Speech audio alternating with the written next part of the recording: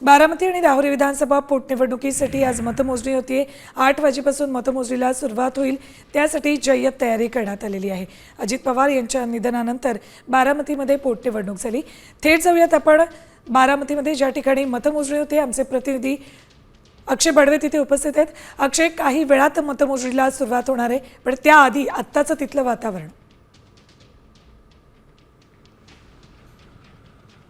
निश्चित आपण बघू शकतो सकाळची वेळ आहे। बारामती पोटनिवडणुकीला एक भावनिक किनार सुद्धा होती। अजित पवारांच्या अकाली निधनामुळे संपूर्ण वातावरण जे आहे ते भावनिक होतं आणि आज काही वेळातच आता मतदानाच्या मोजणीला सुरुवात होणार आहे। सुरुवातीला पोस्टल मतदान जे आहे ते त्याची मोजणी होईल आणि नंतर काही फेऱ्या ज्या आहेत त्या देखील मोजल्या जातील। आपण जर पाहिलं तर बारामतीच्या पोटनिवडणुकीत कुठल्याही प्रमुख राजकीय पक्षाचे उमेदवार जे आहेत ते उभे नव्हते, त्यामुळे सुनेत्रा पवार यांचा औपचारिक विजय जो आहे तो काही वेळातच घोषित होणार आहे। पण तत्पूर्वी आपण जर बघितलं तर जो रेकॉर्ड ब्रेक मार्जिन आहे ते सुनेत्रा पवार मोडतात का हे पाहणं महत्त्वाचं असेल, कारण इतके दिवस अजित पवारांचं एक वेगळं वलय बारामतीवर होतं आणि त्यामुळे सुनेत्रा पवारांना जर हा वारसा पुढे घेऊन जायचा असेल तर तेवढाच विश्वास बारामतीकरांनी त्यांच्या मतदानाच्या माध्यमातून सुनेत्रा पवार यांना दिलाय का ते पाहणं महत्त्वाचं असेल। त्यामुळे आता काही वेळातच पोस्टल मतदान मोजणीला सुरुवात होईल आणि त्यानंतर मुख्य जे मतदानाची मोजणी आहे त्याला सुरुवात होईल आणि काही वेळातच बारामतीचं चित्र स्पष्ट होईल।